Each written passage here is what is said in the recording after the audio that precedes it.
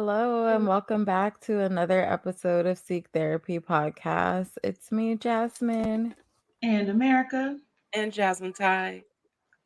and we are back, baby.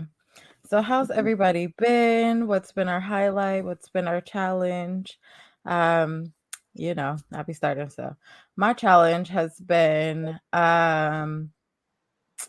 just like a lot of minor inconveniences that made me just kind of blow up. Not like a huge blow up, but just like it felt just exhausting. It was just like enough. This has been enough. So did I talk to y'all about Oakland? Mm-mm. You told us you were there. Yeah. Yeah, I was there and then I was not. Take that how you will. But my highlight was Oakland also because I got to spend time with one of my closest friends who I don't get to see that often, and her boyfriend and Joe. And so that was very nice. Um, and I needed a whole nother break after that break. So you know how that goes. But yes, how has your week been, America? Let me know. Let me in. My week has gone well. Challenges, I would say, well, it's been 2 weeks. So the only real challenge that stands out is that IFS training. And I think it stands out as a challenge for numerous reasons, but the biggest one is just the time constraint. Baby, next time I tell y'all I'm signing up for some shit, remind me to see what all is required. Because Mhm. even though I didn't tell y'all I was signing up for it, but it's because I was applying and I didn't want to talk about it if I didn't get in. But shit. Yeah. Yeah. Hello? I must just to click apply. I didn't pay anything Right. else that you mentioned. But just the time around that of seeing people all week and then going into the training all weekend, and then it's 90 hours total of Mm. so that will also require a couple of weekday night practice group situations. And then I think Mm. it's 3 more weekends, maybe 4 more weekends. Um, so that's a challenge, just being in that space. It's only 3 or 4 of us that identify. It's only 3 or 4 of us you can look at and you know for a fact that Uh-oh. we're back. Um, So that makes the interactions interesting. But I think they did a really good job of the practice groups and making sure you were with folks who you could relate to and you look like. So I give them credit for that. Um, and just the fact that overall it's very much take care of yourself. So I had my camera off and I walked on my walking pad those 3 days. So that was helpful. It helped me stay focused to a certain extent. But anyway, that's my challenge. Um, Highlights. I got a list of highlights this week, y'all. Oh, come on now. Let me in. Save some for next episode. Oh, yeah. Let me ration them out a little bit. Okay. Um. So my first one is, baby, it's February the 5th, and I still ain't had a drink. Okay. So Yes. made it Look through at dry January. you. Won't he do it? Okay. He Um. will. And still not having a drink. I've planned out the times I will drink between now and 4th of July. So Oh, that's wow. nice. I know, seems kind of whatever. Feels nice. It feels like it both kind of gives me something to look forward to and a way to hold myself accountable and discipline and all the other stuff. Um, oh, let me be clear. This is not because I have a drinking issue. Even though if you do have a drinking issue, there's nothing wrong with it. Just do what you need to do. But this is more so just discipline and my body health stuff in general. So, Mhm. um, I love that for you. thank you, girl. No, for real. Um, Baby, my waist is getting smaller because this bra is getting bigger. Okay, I know waist. that's right. So it Period. means the work is working. Okay. Um, Right. Yes, we Work love is it. working. good about that. Check that off. And then I'll save the other ones for the next one. Mm. Well, I'm glad to hear that. Thank you, girl. Jasmine, let us in, sis. What's been going on? Hmm. I would say a challenge has just been juggling work and then going back to school myself, coming Mm-hmm. out of this leave of absence. So I'm trying to start lesson planning and being organized and being on top of my shit because it's about to get real. Um, Mm-hmm. yeah. Do people say they're in their senior year of their graduate program? Is that a thing? I don't Yes, know. Okay. senioritis is real in grad school too. Okay. Yes. Perfect. So I have 2 more core classes, my 2 minor classes, and then my 3,000 hours, and that's it. Not that's it. And then she said, and then my little 3,000. I said, Because that takes 2 years. Hello? Well, but I just that's the and capstone, you're you talking know? about 3,000 hours for licensure, or what are you talking about? Oh, Yeah. okay. Okay. Yeah, Okay. yeah, Okay. yeah, yeah. So, yeah, like, out here. I guess for me, it's that transition of, like, classwork versus field work.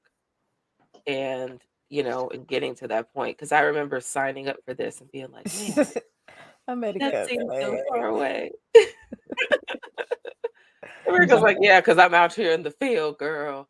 She So, said, I I'm don't in know the which one is trenches. worse, to be honest. That's like, Right.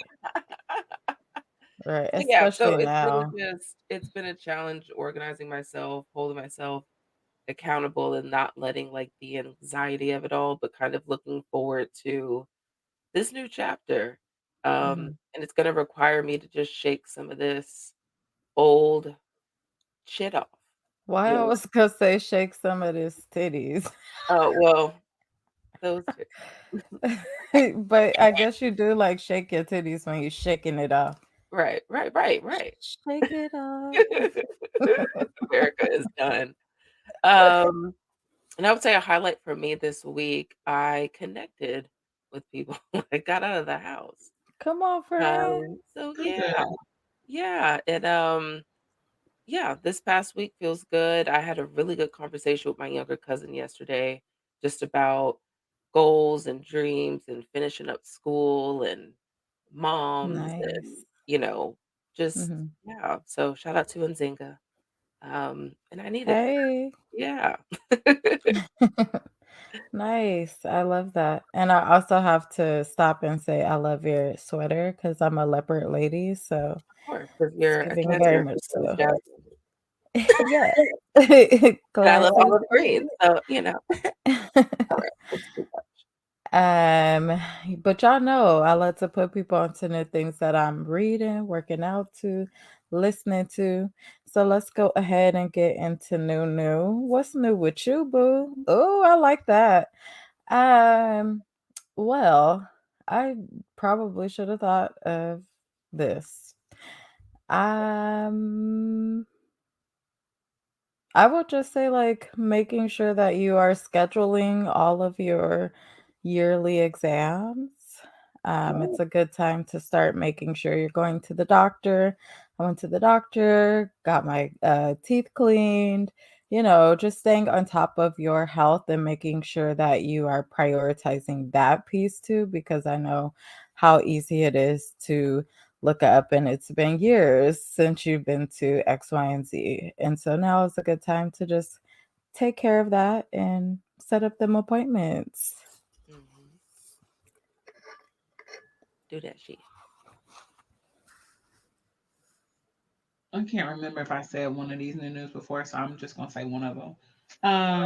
My new news has been my. I feel like I said it already. Oh well, to hell with it. I'm gonna say it again, so y'all don't be listening no way. The first one is my new news is a sauna blanket. No, I've never heard you say that. Oh. Okay, good. So Okay, good. so I've been using. Y'all know one thing I'm gonna do is spend some money on some shit. So I really enjoy. At this point. I really enjoyed the sauna at the gym. However, I wear a mask at the gym, and so being in the sauna with the mask, really not giving what it's supposed to give. Um, Mm-mm. and It's given Death Valley. yeah, it's bad enough trying to squat and Right. Like, mask on Baby, I'm not finna sit in a sauna too and Mm-mm. stress myself out even Right. more. Heart rate be crazy too. Like, bitch, get somewhere. Anyway, so I got a sauna blanket. It's really nice. Um, Now walk me through it real quick, cause I Yeah. ain't never heard of Oh, this. so blanket. think sleeping bag, but the inside is insulated. It's almost like the little feeling on the inside, like how Mhm. the insulation is Okay. on the Like a uh sweatsuit. yes, there we go. Sweatsuit, lunch bag, whatever. Think about that.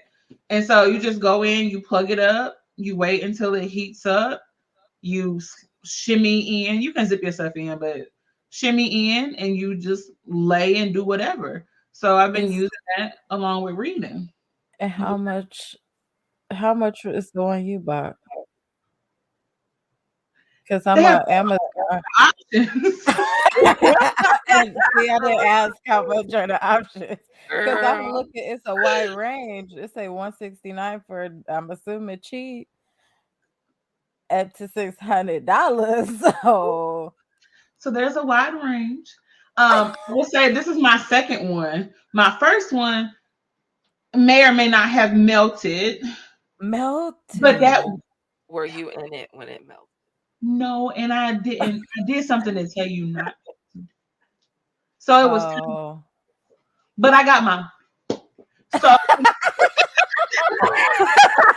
thought the sound went out. And on. so I bet I'm weak. Girl, a YouTube exclusive. yeah, I did what I wanted it to be hotter, and it wasn't working for me. So I was like, oh, let's try. I said, I just know.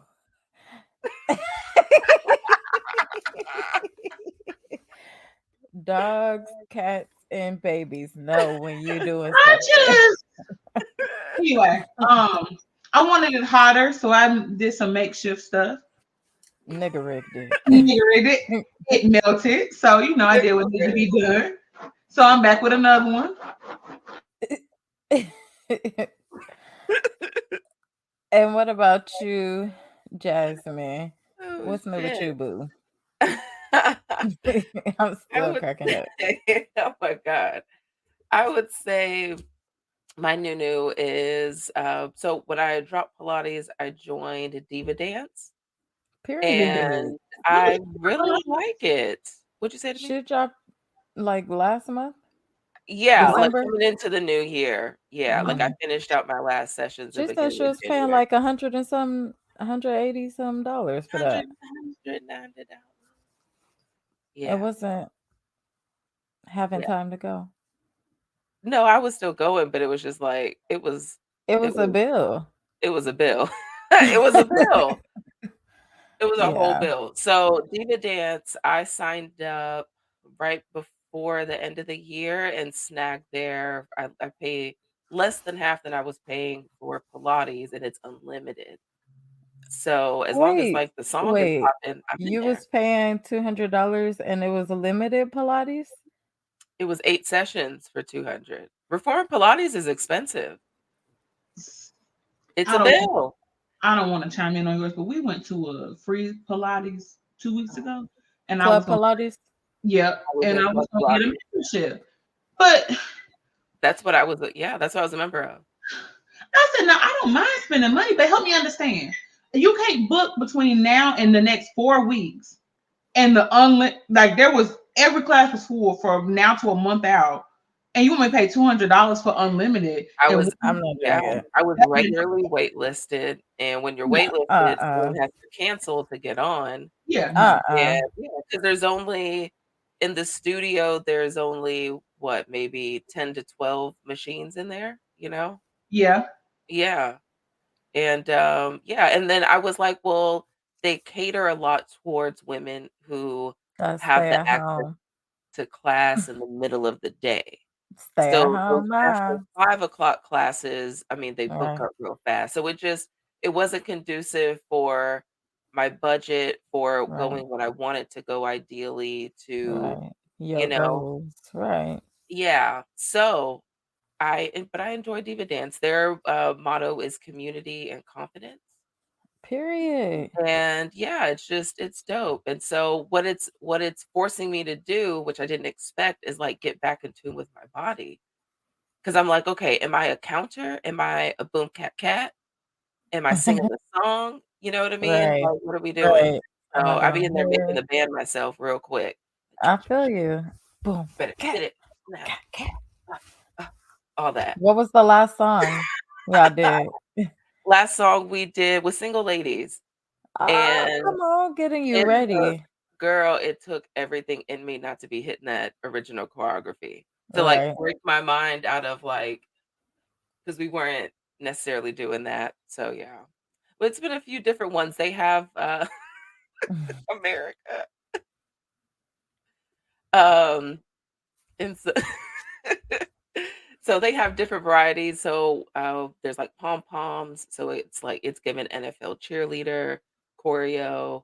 They have chair dances. They encourage you to bring your heels. They just this month, they're gonna try out a floor routine, so they encourage you to bring knee pads. Yeah, Oh, are y'all about to be humping the floor? I'm sure for that class. The way Okay. my hip flexors are set up, I'm not ready. The way these Yeah. 30s coming through. Right? So, yeah, but I'm enjoying it, and it's a lot friendlier to my budget. Ding. Yes, and you're still getting your needs met. Right. We love it. We love it. Mhm. You know what else we love? Ending systematic racism. Mm, won't she say it? Mic drop.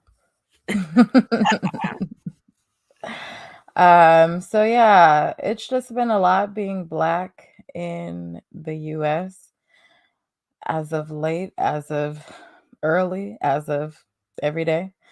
Um, and so I thought it would be helpful to just kind of give us a space to be black, to talk about how fucked up it is that we are dying in our homes, that we're being treated differently in 2023, and people feel like there's been so much progress made when there's like a literal war on the niggas at my job.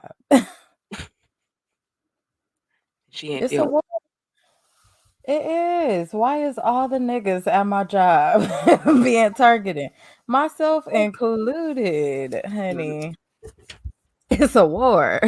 And we got to be ready to fight at all costs. I'm sorry. Okay, hold on. I'm back. Y'all, shout out to ashwagandha because baby, in the last month, I done laughed so fucking, I love ashwagandha. That's that girl. and I be laughing about shit that ain't even really funny. So I'm sorry. But how are they under? How are y'all under attack? What's going on? It's really just like them minding our business. I'm sure y'all saw that TikTok that that America. I posted. That TikTok that I posted where the girl was like, I'm gonna do a quick lesson. Okay. This is my personal bubble, and this is your personal bubble. Yeah, Yeah. This is my business. right. The only problem is you are also here in my business. Mm-mm. And that's how I feel at my job because not only do these motherfuckers not know what I do, because I just actually found out what I should be doing. Oh my gosh. I meant to tell y'all that we had a meeting and my supervisor was like, "Yeah, you should only be seeing the kids 3 to 5 times a year." I said, Oh, I was doing 3 to 5 times a week. I was gonna I say, how said, often were you seeing I them? said, "Me and these motherfuckers be kicking it. Oh, shit. we be Ooh. talking like." So, did they not hire a licensed therapist to do the work of a licensed therapist? So they want me to provide like brief counseling and then refer them out to other places. And I've been trying to refer them to other places, but hello, systematic racism is raggedy fucking places. And they are not working in a way that is helpful. Mhm. And so it's just raggedy as fuck. So I'm like picking up the slack because I'm like, I want these kids. Like, I'm here to be a resource. Why would I not? So now I'm like, do I just need to start? Like, I don't know what to do. Because if a kid comes to me and wants to talk to me, I'm not gonna be like, No. oh, sorry, I saw you for your 5 sessions. Like, I'm not doing it. So that brings me back to everybody thinking they know what I should be doing, myself included, and trying to add tasks and things like that that they're not adding to other people. And so I have brought that up in meetings. I'm like, excuse me, the other PSW, she's not being asked to do this task. So I'm just having a hard time understanding why this is falling on my lap. And they don't like that because I'm supposed to just do what they say. And is it because I'm black? Like I should be lucky that I have this job? No, y'all should be lucky that I'm here. Because I could just be a therapist. Mm. I mean, that's true. But you know how those spaces, corporate, academia, it really don't matter where you are. If you are a black woman in a quote professional setting, the expectation is always that you are supposed to go in, you smile, you grin and bear, you do what people tell you to do, you don't ask no questions. And Right. if you are a social worker or a therapist, you really just are a martyr. So you take on extra work, you don't have any boundaries, you work past your time, you take on everything. You don't say shit. You just do it. Look So at America defining everything I'm not. okay, so that's what they expect from you, and you're doing the Right. complete opposite of that, and so you're disrupting the I expectations am. you have, which I love because I can be honest. I'm very much motherfucker this and rah rah this, but most of the jobs I've gone into, I didn't disrupt. I went in and well, at first I would go in, okay, I'm gonna pay attention, I'm gonna see, Same. and then eventually, baby, you got me fucked up. But Right. it would be a while before like now, okay, I'm compromising myself and I would not have Right. boundaries and let them say and do whatever. So I love the fact that you going in there like, nah, you're not gonna play in my face. Yeah. Yeah. And, when I was talking about that to Joe at a point, I was like, damn, like, am I doing too much? And I was like, no, because I literally have to work there. I drive an hour to be there because I want to work with black kids. So it doesn't make sense for me to be in some bullshit. Right. No, I'm not doing your job for you. No, I'm not working for free. No, I'm not staying late. Sorry, get over it. And they can't stand that.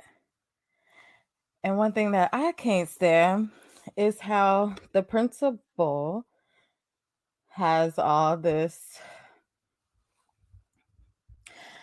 The principal rules the schools, right? That's Rules the awesome. schools. And that's literally how they act, right? Like they are a god or something. Um, and says that we should know our students, but none of the students know them. But you know who they do know? They know me. They come up to me during lunch. They come find me after school. They get kicked out of the school and still come up there to come see me.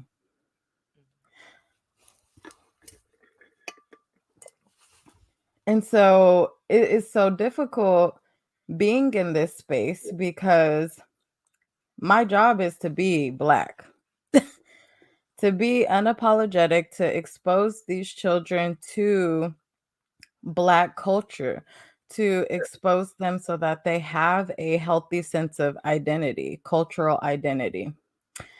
And when we are constantly, and I say we because it happens to me too, are constantly being targeted when other people walk freely doing whatever they want to do, coming and going whenever they want to, it starts to wear on you. Mm. Yeah. I mean, in my therapy sessions, I'll be talking about work a lot. Mm. And I hate it, because I want to be talking about me and working on the things that I want to work on. But we spend more time at work than we do living, unfortunately. Yep. Hmm. And some of those things are transferable too that you are talking about in therapy as it relates to work. But what's happening with the kids? How are the kids being targeted? The kids, so you watch Euphoria? Yeah. Lord have mercy. You see how the kids dress or like how teens dress nowadays? Like they be wearing crop, everything showing all. The black kids dress just like the Mexican kids do, sometimes even more modest than that. And they are the ones that are being called by black people, by black campus aides. Oh, her outfit is a violation. The same outfit that I just saw Lil walk by with. Mm. Hmm. And did y'all talk to Lil? Hmm.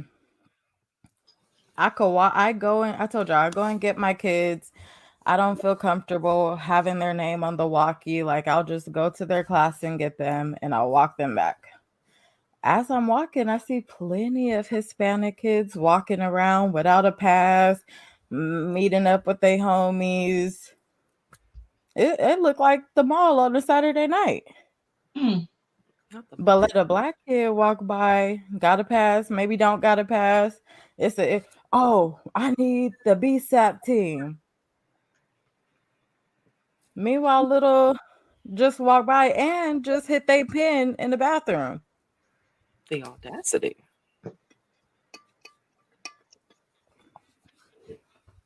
That reminds me of there was a study done, and if you've ever done any like DEI training or racial equity training, like extensively, one of the videos they do is basically like a test to see where your eyes go, right? So, like, if you're watching a classroom of kids, who are you more likely to pay attention to? And in the big study, of course, it showed that teachers, administrators, their eyes always go to the black kids first to see the behaviors that the black kids are exhibiting versus paying attention to the other kids. And I think that's Right, another great example of that. One child can be Hispanic or white or whatever, and because they have lighter skin, it's not a concern. But you're or they probably don't even see them if I'm being completely honest. But then right, the black kid or a child with darker skin tone, and the first instinct is, oh, I have to watch them. Let me make sure that they doing what they supposed to do. Oh, they're not okay. Well, then they got to get the hell out, or they got to receive some sort of consequence for it. But I think what's crazy though is administrators move in that way, and they be of color too. But right, that really speaks to the internalized oppression. It right, speaks to the anti-blackness that even black people have. Spoiler alert. right, I know people like to think that like we actually now we can't be racist because racism involves power. And so we cannot be racist, but we can be anti-black. And a lot of us show right, that, especially in professional spaces and how we interact with other black folks. right. Ooh, talk about it because there will be older black social workers Yeah. that instead of empower you and be a mentor to you, target you and lie on you and say that you're not doing things, and it's really just rooted in fucking whiteness and wanting to be accepted. Mhm. Mm. Yeah. Crabs in a barrel syndrome is real. Especially as you're talking about the older black people. And then I think sometimes people think they're doing older black people think they're doing younger black people a service, right? So like, oh, I'm gonna get on this young black girl who's curvy and make sure that she covers up because I want to protect her. But I'm not gonna say Right. the same thing to this lighter skinned child because they'll be fine. And so the people can always create a story for whatever the hell they want to create a story for. But Right. the way they treat the way older black people tend to treat younger black folks in a professional setting is fascinating. It's only enough room for me. It is. The way so you don't get to be a part of this too. So I'm gonna pull you down at every turn. I'm gonna find things wrong.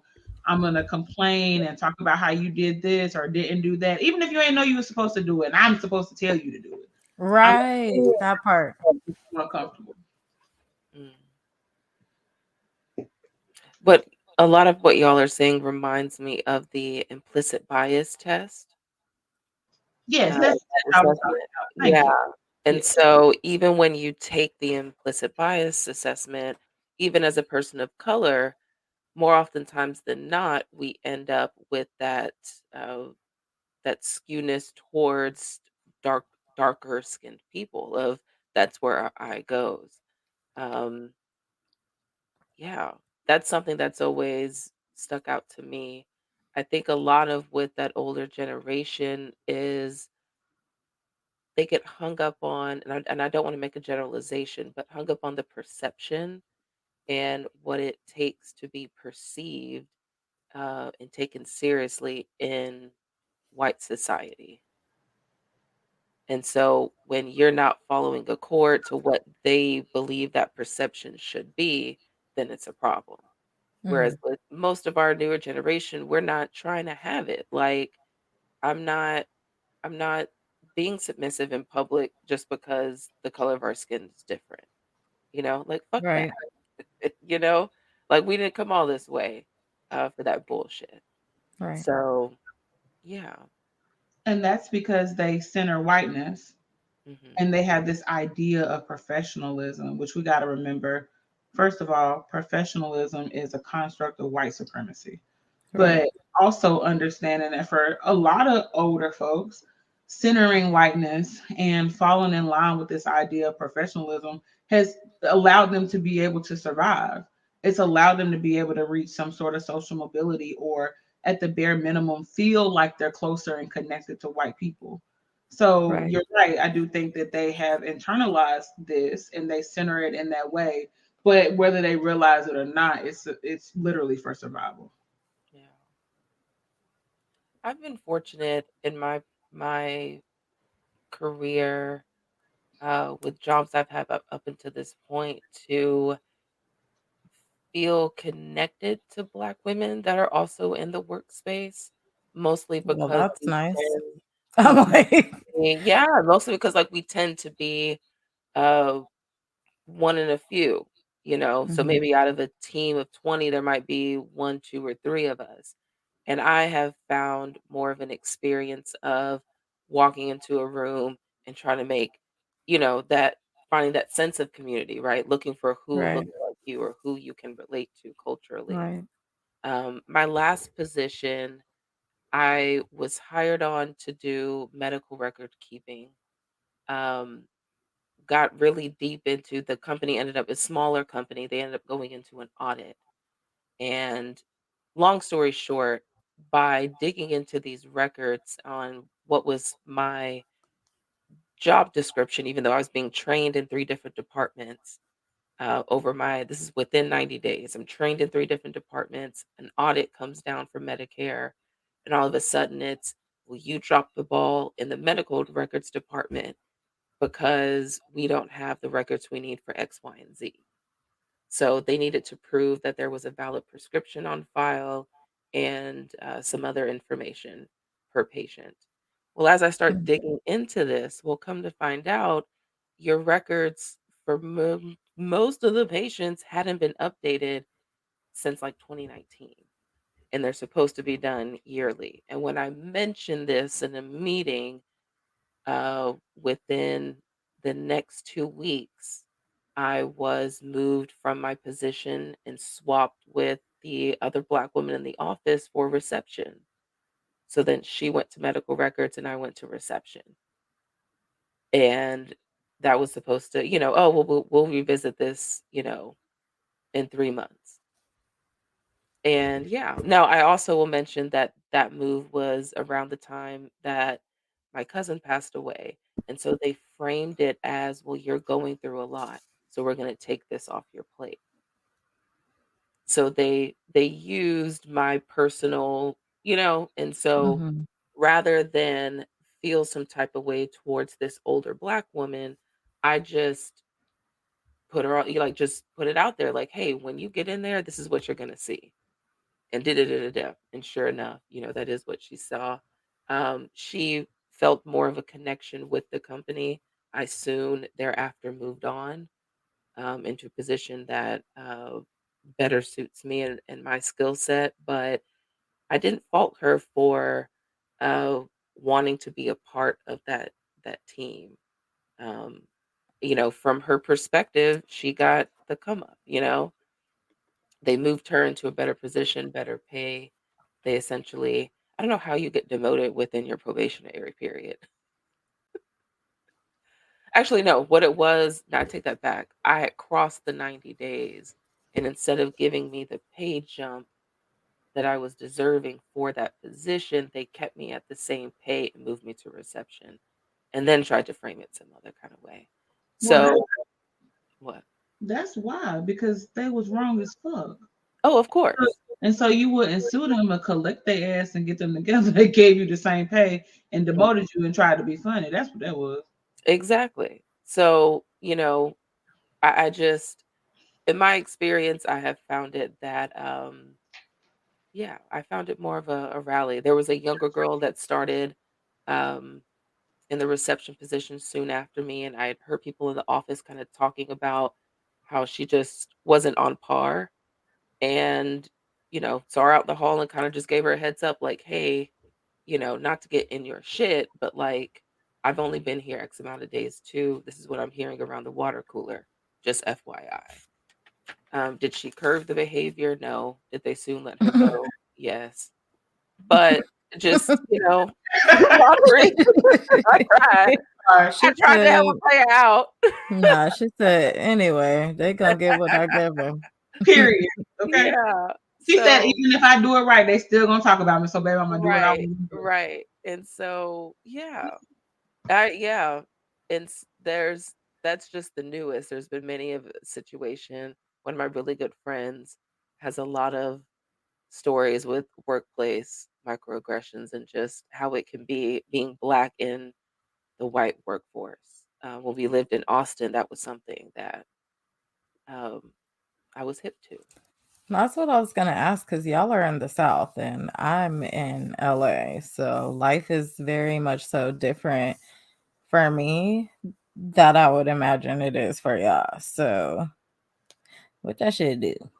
I think it depends. In Texas, it depends. The more metropolitan areas, you'll have the more I don't see color white folks. Mm. Um, and not so much the overtly MAGA white folks, but they're there. I Um, mean, we got them in Orange yeah, County. and the MAGA tend to be like the older who've been with the company long, all that stuff, especially because oil and gas is out here. Um, but I will say that there in Houston, there's also just a lot of diversity. There's a lot of brown people here. Um, I mean, there's brown people here yeah. too, but the way that this black and brown, like, it's either you love each other or you think that you're better than us still.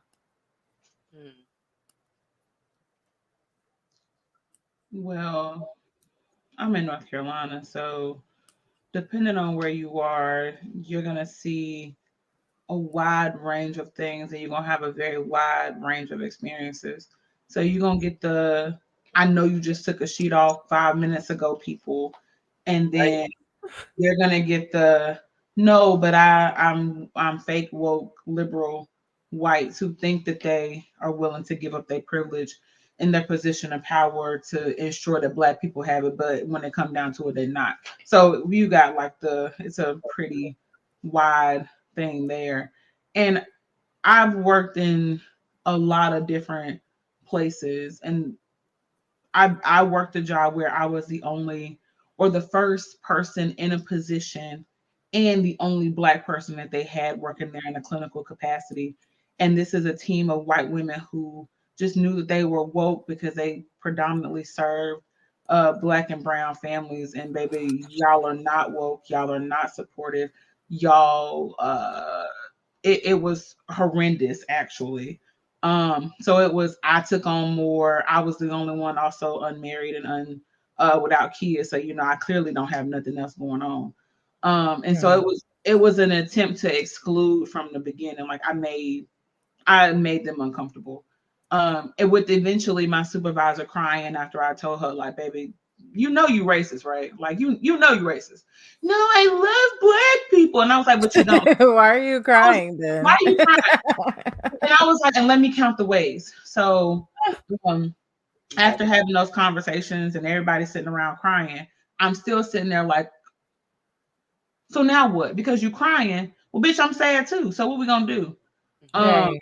and so having those conversations that, well, we've hired I think two or three more Oh, black that women at the time. And I'm like, diversity is not the answer. I know y'all there think it that if you is. hire more black people, it's gonna make it feel like a community, but the answer No. is equity. The answer is inclusion. It's making it where your black staff members feel equally supported.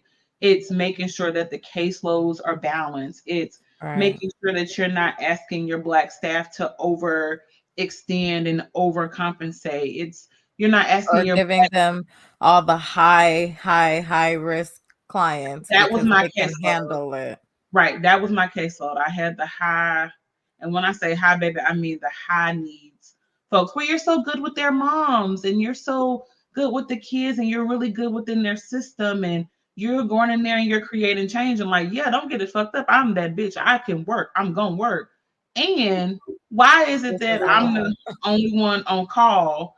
Or why Right. am I having more on call weekends than anybody else? Or you say that nobody has to respond to a crisis in person after 5 o'clock. It's 9 p.m. and you called me and was like, well, you're going to have to go out there. And they're 45 minutes to an hour away from my house at 9 p.m. Like, maybe we got to start having some honest conversations. So Right. I think that I would honestly, sometimes I'd much rather be around the Trump toting, white sheet wearing folks than around the people who think that they Right. woke and they're not racist. Because the fact of the matter is, I don't care who you are. If you are white, you are racist. Why? Because you benefit from the system of racism. Period. Right. Period. You benefit from it. And unless you are willing to stop and give up some of your power and some of Right. your privilege so that the black people around you are able to be equitable, it's just lip service. And that's just like, did I tell y'all that the white lady at my job was like, I feel like I'm treated better, like unjustifiably.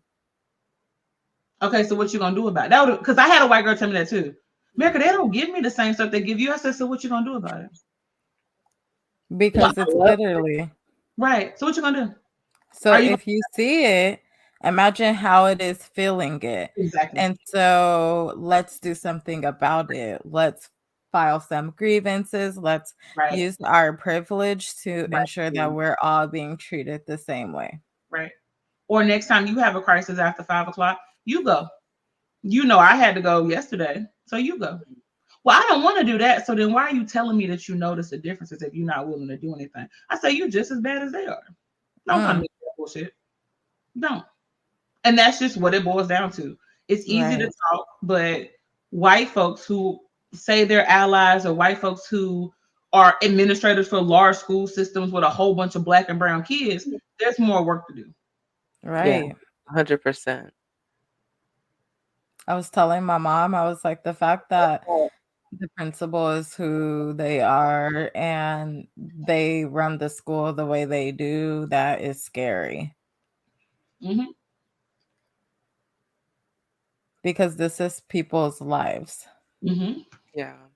The Babies' people lives. that work here, the Yeah. people that go to school here, like sometimes school is the only place of safe haven for people. Mhm. Mm-hmm.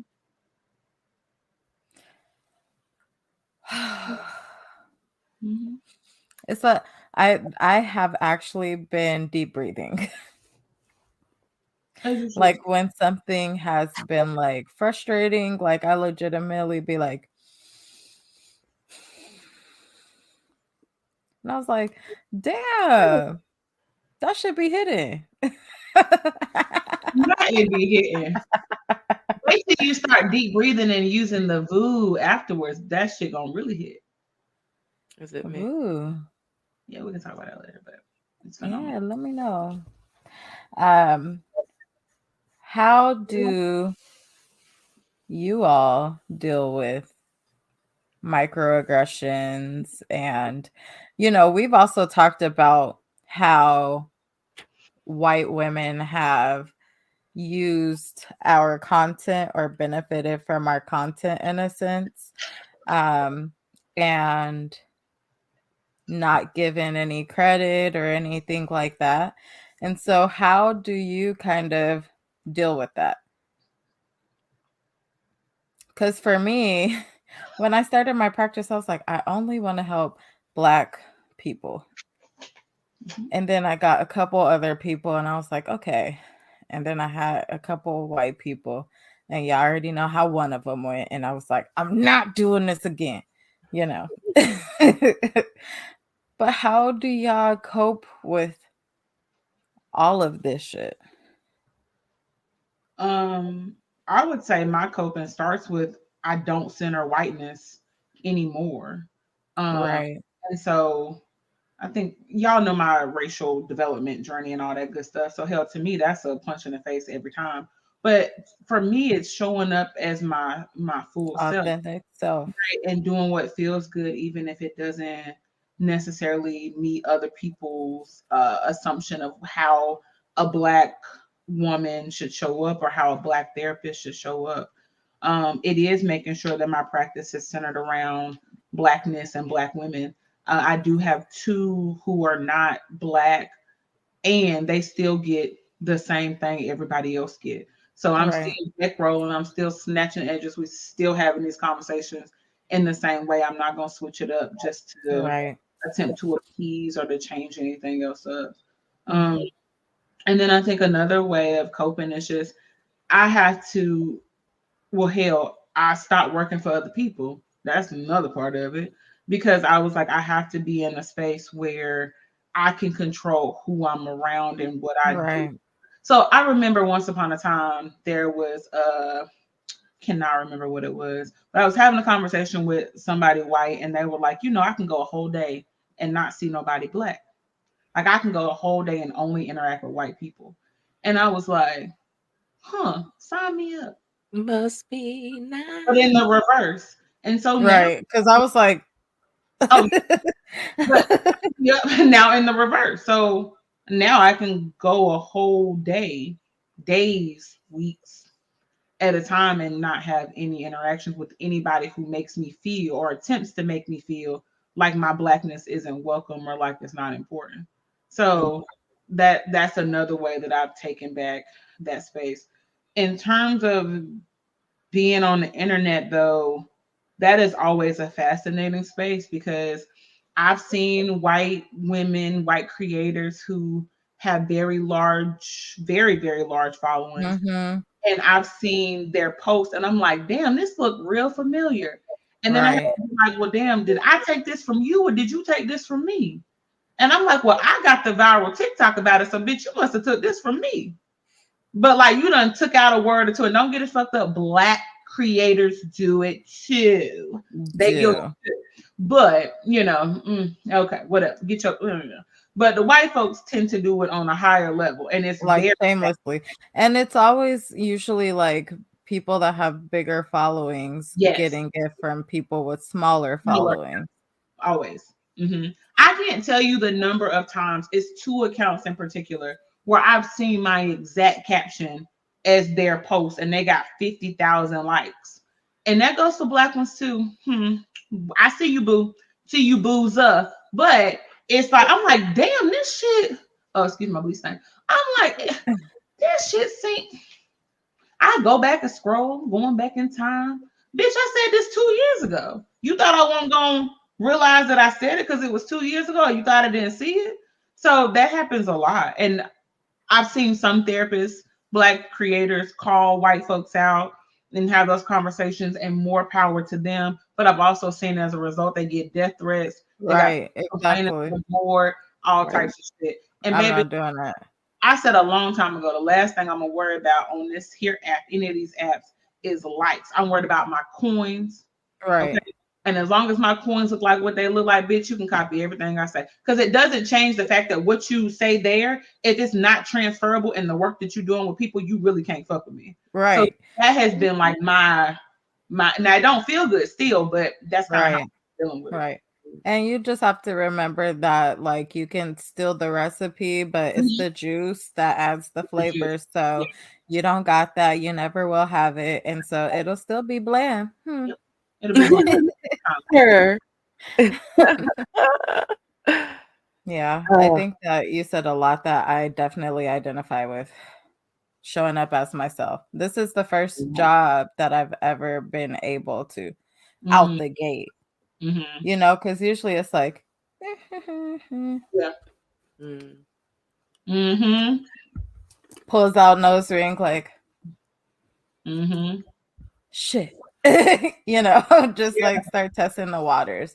And so it feels nice to show up as myself and let that be felt, Mm-hmm. whatever that, and that might stir up a lot in y'all, right? But Right. that's something for y'all to work on, That's not your problem.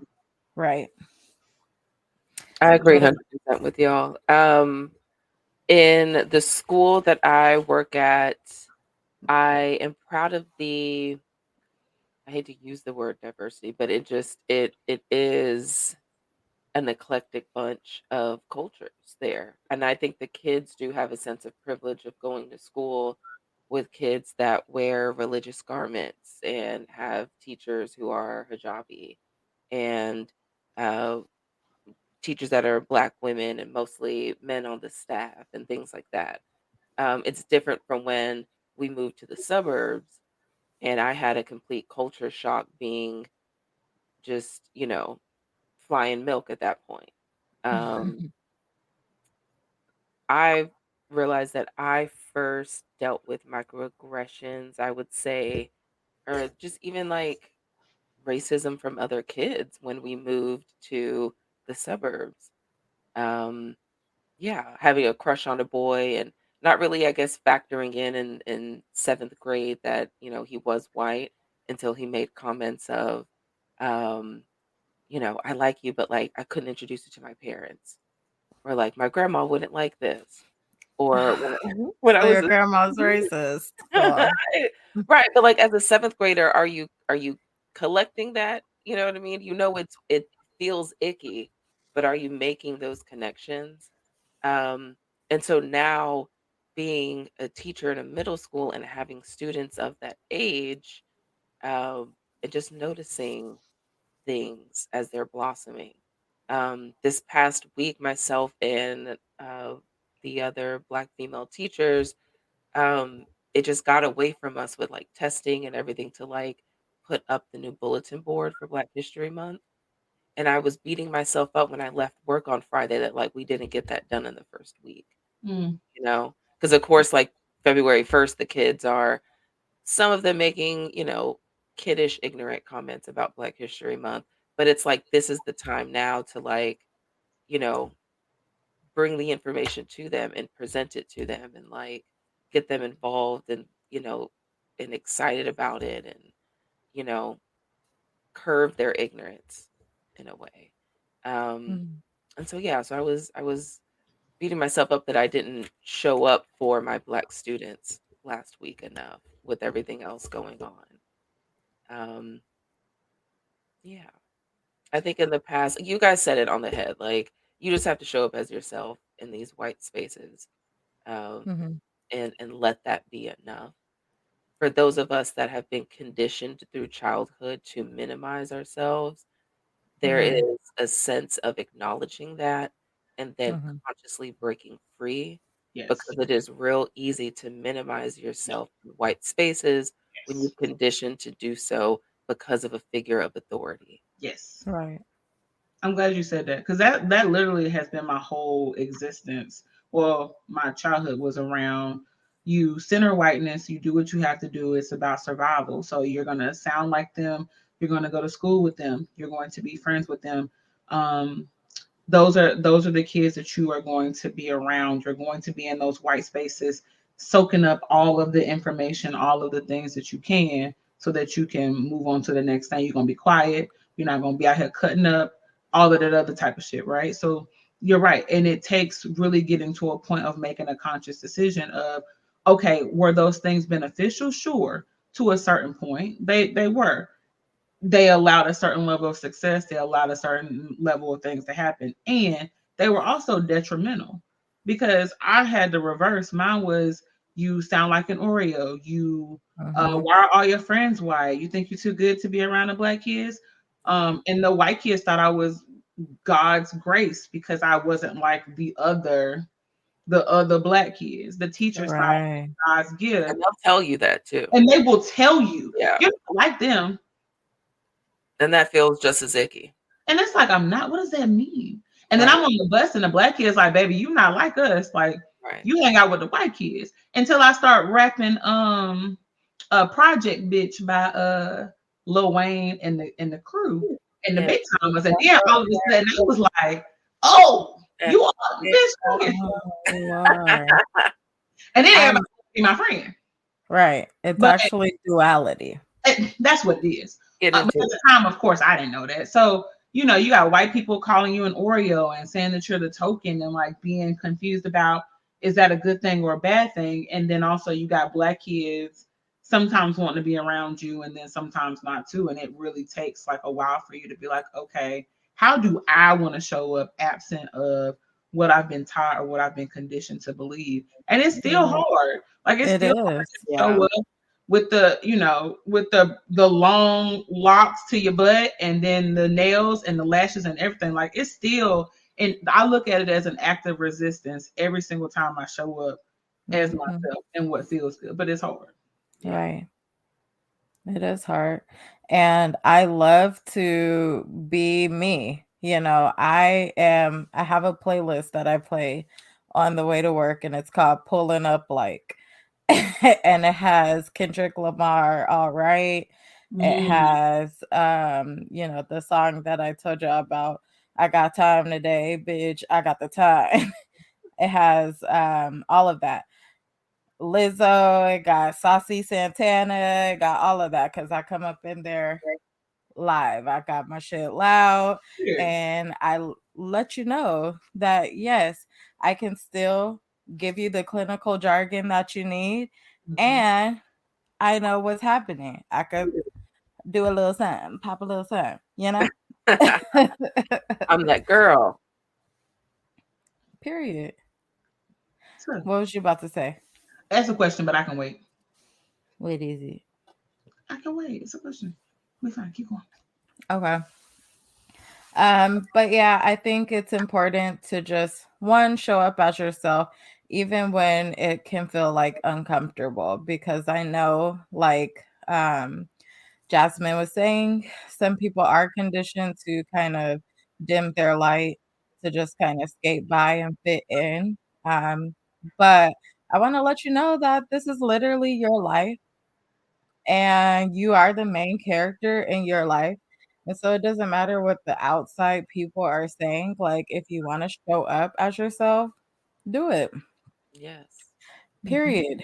And the people that are upset at you being black as fuck and good as fuck at your job, let them, because that is a them problem. And you just continue doing what you got to do. Mhm. Standing up when you should, knowing when you should, when and how, right? Because you don't ever want to put yourself out of position to like get fired, so you want to make sure that you are staying within those boundaries, but you do want to make sure that you do advocate for yourself because you are important and ain't nobody more important than you, Right. even though people all feel that they are. I think just reminding yourself like we are the main characters of our stories. And oftentimes, we always say, like in movies, right? Representation matters. Mhm. And we're often cast aside and letting someone else take that spotlight. But no, you are the main character of your story. Arrive in every room that Yes. you walk into. Period. And in order to do that, you are going to have to unpack your own internalized depression and your Yes. anti-blackness because Yes. we all have it. I Yeah. don't care where you are from, what you have been taught, who you've been around. We all have internalized depression and anti-blackness because one thing white supremacy gonna do is its job. Right. You see, they ain't had no new trainings. The old shit's still working. And they're not gonna have no new ones. So Period. Not on my watch. But yes, like the people that don't date brothers, don't date sisters. because Uh-huh. baby, Let's that's see. your anti-blackness. How can you look at okay, Will whatever. you come from a black woman and you But you say, don't date nah, black I women. don't want black Like, women? literally, you hate your mother. Like, what? You hate Crazy. yourself. And if that's Literally. the case, you probably also could benefit from trauma therapist and doing some work around your mother wound or your daddy Mhm, wound. Either way, you got some mhm. shit to unpack because baby, don't nothing about that make sense. No. Nothing. We all And no go one's through stuff. saying right, and no one's saying, like, you can't be in interracial relationships. It's when you go to the extreme, like, I do not date black men, black women, and then you start to, like, talk shit Yeah, about them, like, that's the issue. that's the problem. I don't give a damn who you love or who you want to be with. The issue is when you say, I love black or I only like white women because black women got an attitude, Or they this and they that, and da da da da da da da da da da da da. You can love who you love without bringing down the people who look like you. I promise you. right, Literally. that's it, and that's all. And say that shit to your mama and see what she says. Right. Oh, I ain't never thought about that. Like, do y'all be telling your parents that you feel this way? If so, how does it work out? But yes, this was a very timely chat considering all the bullshit going on in the world. And so I hope that you got something out of this. And I hope that, if anything, you get yourself a therapist so that you can deal with all of the many microaggressions that continue to happen to us on a daily, day-to-day basis. So gone ahead and seek therapy. Remember, you can do what was it? You said reformer Pilates. Mm-hmm. You can only drink green drinks. You can do 20,000 steps a day. But if you're ignoring the things going on in your head and in your heart, then you're still not truly healthy. So go on ahead and seek therapy. We all need that shit. Oh, Bye. bye. Bye.